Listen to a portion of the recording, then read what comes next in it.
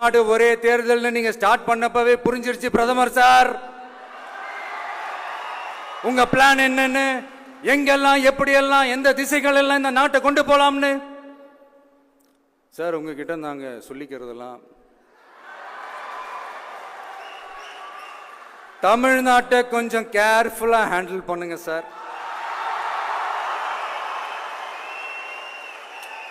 ஏன்னா தமிழ்நாடு பல பேருக்கு தண்ணி காட்டின ஸ்டேட் சார், பல பேருக்கு தண்ணி காட்டின ஸ்டேட் சார். பார்த்து செய்யுங்க சார், மறந்துடாதீங்க சார்.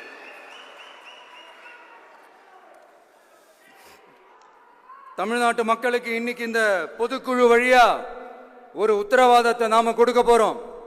நம்ம ஆட்சி, அதாவது உங்க ஆட்சி, உண்மையான மக்களாட்சி. தமிழக வெற்றி கழகம் தலைமையிலான அறுதி பெரும்பான்மை பெற்ற ஆட்சி, அதே சமயத்தில் அதிகார பகிர்வுடன் கூடிய ஆட்சி. அப்படி இந்த ஆட்சி அமைஞ்சதும் பெண்கள் பாதுகாப்பை 100% உறுதி செய்வோம்.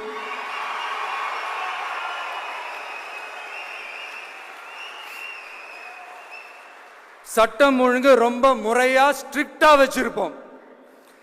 கல்வி, சுகாதாரம், மருத்துவம்னு அத்தனையிலையும் ரொம்பவே கவனம் செலுத்துவோம். அதுவும் எல்லாருக்கும் ஈஸியா ஈக்குவலா கிடைக்கிற மாதிரி செய்யறது தான் நம்ம டார்கெட்.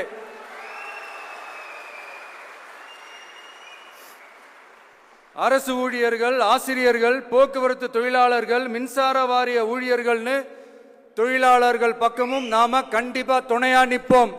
ஏன்னா நாம எப்பவுமே உழைக்கிறவங்க பக்கம்தான்.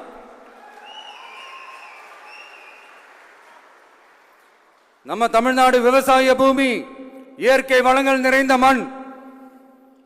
இந்த விவசாயத்துக்கும் இயற்கை வளங்களுக்கும் எதிராக எந்த விதமான ஒரு திட்டத்தையோ நடவடிக்கையோ கொண்டு வர்றதை எங்களால் ஏற்கவே முடியாது.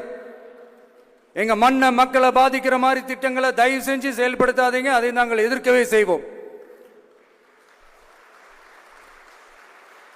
தமிழ்நாட்டை எல்லா வகையிலும் பாதுகாக்க வேண்டியது எங்களுடைய உரிமை, கடமை, கொள்கை எல்லாமே. The fundamental strength of politics is uncompromising principles and ideologies. Periyar's social justice, Kamaraj's honest administration, Ambedkar's equal justice and equal opportunity, Velu Nachiyar's social inclusivity and communal harmony, Anjali Amal's fighting for water resources were the reasons for choosing them as our party's ideologues and policy leaders. I would like to mention here with pride that we are the first political party to declare 2 historic women icons.